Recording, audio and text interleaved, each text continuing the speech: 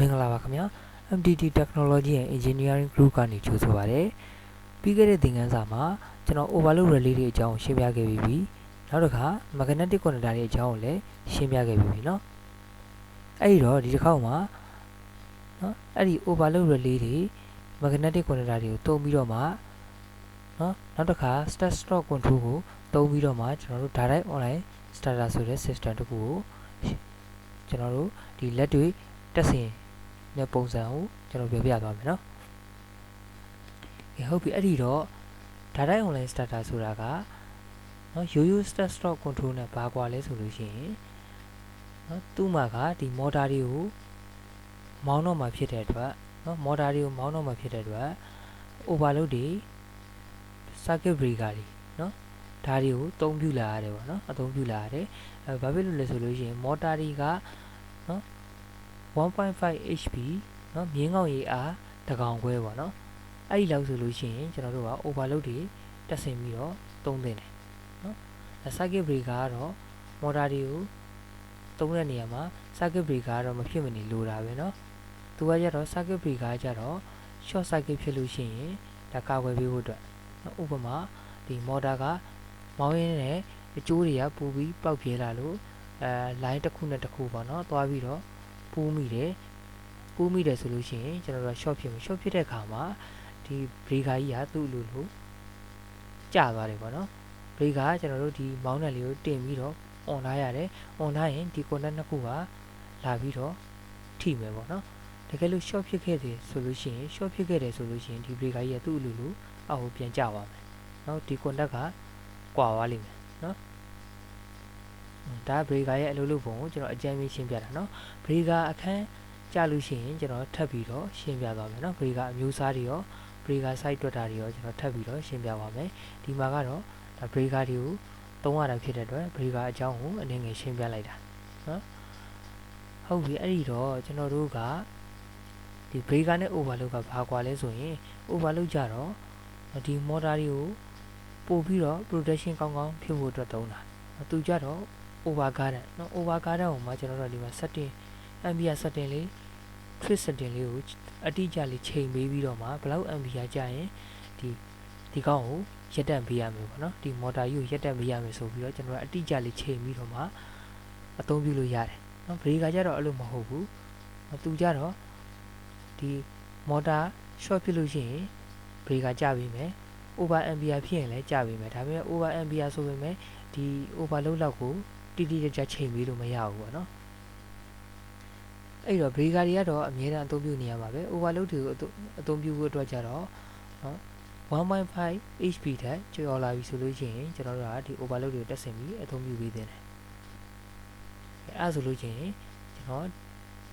အခုသုံးမှာက3 phase motor ကိုသုံးမယ်နော်3 phase motor ကိုသုံးမှာဖြစ်တဲ့အတွက်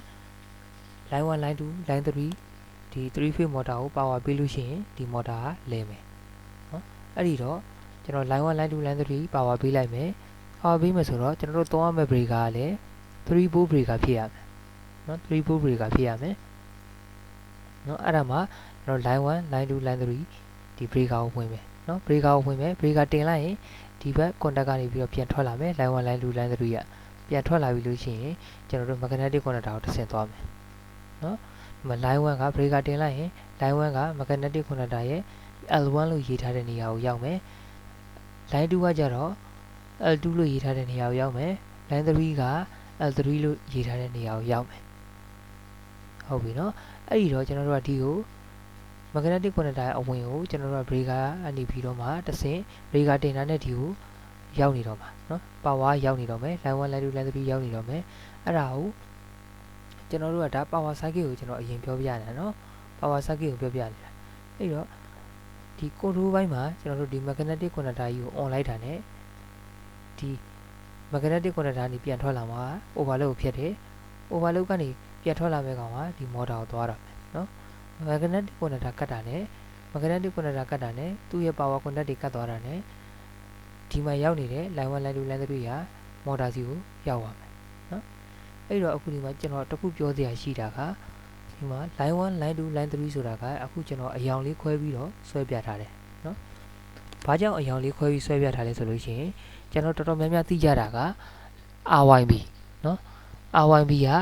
O color code လို့ခေါ်တယ်เนาะဒီ cable တွေမှာ color code တွေရှိတယ်เนาะ line 1ကိုကျွန်တော်တို့ကဒီပြီးခဲ့တဲ့ကျွန်တော်တို့အရင်အဟောင်းပေါ့เนาะcolor code အဟောင်းမှာဆိုလို့ရှိရင် red ပေါ့เนาะအနီရောင်က line 1 Y ဆိုတဲ့ yellow အဝါရောင်က line 2 B ပေါ့เนาะ B က blue เนาะအဲ့တော့အပြာရောင်ကကြတော့ကျွန်တော်တို့က line 3အနေနဲ့သုံးတယ် neutral ကိုကြတော့အနက်ရောင်သုံးတယ်เนาะဒါက O color code အခု new color code မှာကြတော့ကျွန်တော်တို့က line 1ဆိုရင်အညိုရောင်သုံးတယ် line 2ဆိုရင်အနက်ရောင်သုံးတယ် line 3ဆိုရင်မီးခိုးရောင်သုံးတယ်မှတ်ထားရမယ်เนาะဒါက new color code ဒါနောက်ပိုင်းသုံးရမယ့်ဟာပေါ့เนาะမြန်မာနိုင်ငံမှာလည်းအဲ့ဒီစနစ်ကိုပြောင်းသွားပြီဒါပေမဲ့များသောအားဖြင့်သုံးနေကြတာကတော့ RYB plus ပေါ့เนาะအဲ့ဒါကိုသုံးနေတယ်เนาะဒါပေမဲ့ new color code နဲ့လည်း standard ကြသုံးလာကြပြီเนาะသုံးလာကြပြီဆိုတော့မှတ်ထားရတော့မယ်เนาะ line 1ကိုအညိုသုံးတယ် line 2ကိုအနက်သုံးတယ် line 3ကိုမီးခိုးရောင်သုံးတယ်နောက်တစ်ခါ neutral ကိုကြတော့ကျွန်တော်တို့အပြာရောင်သုံးတယ်เนาะဒါက new color code ဒီမှာတော့ new color code နဲ့ဆွဲပြသွားမယ်ကဲအဲ့ဒီတော့ကျွန်တော်တို့ကဒီ drawing နဲ့เนาะဒီ control ကိုဆက်ပြီးလေ့လာနေတဲ့အချိန်မှာကျွန်တော်တို့ကဘာမှအလွတ်စဉ်းစားဖို့မရသေးဘူးပေါ့နော်မစဉ်းစားတတ်သေးဘူးအဲ့ဒီတော့ကျွန်တော်တို့ကအရင်ဆုံးလုပ်ရမှာပါလဲဆိုတော့ဒီ diagram နေနဲ့ဒီကို real ဆင်ရမယ်နော် wire ကျိုးတက်ကမယ် point နေနဲ့ကိုကျွန်တော်တို့က drawing နဲ့တခါတည်းကြည့်တတ်အောင်စူးစမ်းရမယ်နော်အဲ့ဒီတော့ဒီမှာအခုဆိုရင် line 1 line 2 line 3က breaker ကိုဝင်လာပြီနော်ဝင်လာပြီဆိုလို့ရှိရင်ကျွန်တော်တို့ဒီမှာပုံမှာကြည့်လိုက်မယ်line 1 line 2 line 3ဒါက breaker ရဲ့သင်္ကေတနော် MCB ဆိုတာက miniature circuit breaker နော်ရမယ်နော်ဒါက breaker ရဲ့ power contact 3ခုပေါ့နော် breaker ရဲ့power contact 3ခုဒီမှာ3 volt breaker ကိုသုံးထားတာဖြစ်တဲ့အတွက် contact 3ခုပါတယ်နော်ကဲဟုတ်ပြီအဲ့ဒီတော့ breaker ကိုတင်လိုက်မယ်ဆိုရင်နော် breaker ကိုတင်လိုက်မယ်ဆိုရင်ကျွန်တော်ဒီဘက်ကိုရောက်လာမှာနော်ဒီဘက်ကိုရောက်လာမှာအဲ့တော့ဒီမှာline 1 line 1 line 2 line 3 3ခုအဲ့ဒီ3ခုကဘယ်ကိုသွားလဲဆိုရင် magnetic conductor ရဲ့ power contact အဝင်ပေါ့နော် power contact အဝင် line 1 line 2 line 3ဒီကိုရောက်သွားတယ်နော်ဒီကိုရောက်သွားတယ်ရောက်သွားပြီလို့ရှိရင်အဲ့ဒီ magnetic conductor ကနေပြန်ထွက်လာမှာနော်ပြန်ထွက်လာမယ်T1 T2 T3 ကနေပြန်ထွက်လာမယ်ဒါရှေ့သင်ခန်းစာမှာလည်းပြောခဲ့ပြီးသားနော် T1 T2 T3 ကနေပြန်ထွက်လာမယ်ပြန်ထွက်လာပြီးရင် overload ကိုဖြတ်မယ်နော်ဒါ overload ကတခါတည်းချိန်ထားပြီးသားဖြစ်တဲ့အတွက်ဒီမှာ overload သင်္ကေတလေးတော့ထည့်ဆွဲပေးရမယ်နော်ဒီမှာ overload ပါတယ်ဆိုတဲ့အကြောင်းသိဖို့အတွက်အဲ့တော့ဒီ overload ကနေပြန်ထွက်လာမယ်ကောင်ကနော်ဒီမှာ motor ရဲ့ U V W ဆိုတဲ့ motor ကို power ပေးရမယ်ကျိုးသုံးချောင်းဝင်ရမယ်ငုတ်ရှိတယ်အဲ့တော့ U ကိုကျွန်တော်တို့ line 1ဝင်ထားတယ်နော်ဒီမှာ motor ရဲ့ U ကိုဒီ overload က T1 ကနေထွက်လာတဲ့ line 1ဝင်ထားမယ်နောက်တစ်ခါ V ကိုကြတော့line 2ဝင်ထားမယ်နောက်တစ်ခါ W ကိုကြတော့ line 3ဝင်ထားမယ်နော် line 3ဝင်ထားမယ်ဟုတ်ပြီအဲ့လိုဝင်ထားပြီဆိုရင်ဒါ power circuit ပေါ့နော် power circuit ကိုကျွန်တော်တို့ဆင်ထားတာနော် power circuit ဆင်လိုက်ပြီဆိုတဲ့အတွက်ကျွန်တော်တို့ power ဘိုင်းကဘာလုပ်ဖို့လို့လဲဆိုရင်ဒါလေးပဲပေါ့နော်ဒါလေးပဲ control ဘိုင်းကနေပြီးတော့ဒီ magnetic conductor ကြီးကိုကတ်ခိုင်းတယ်ဆိုလို့ရှိရင်ဒီ magnetic conductor ကတ်သွားတဲ့အခါကျရင်ဒီက power line 1 line 2 line 3က motor ကိုရောက်မယ် motor လဲမယ်နော် control circuit ကနေပြီးတော့မှ magnetic conductor ကြီးကိုခွာလိုက်ပါလို့ပြောလိုက်တယ်နော် magnetic conductor ကြီးရပ်သွားပြီဆိုလို့ရှိရင်ဒီက line 1 line 2 line 3က motor စီကိုမရောက်တော့ဘဲနဲ့ motor ရပ်သွားမယ်နော်အဲ့တော့ power circuit ကတော့ဒါပဲပေါ့နော်အဲ့တော့နောက်တစ်ခါကျွန်တော်တို့ control circuit ကိုဆင်ကြည့်မယ်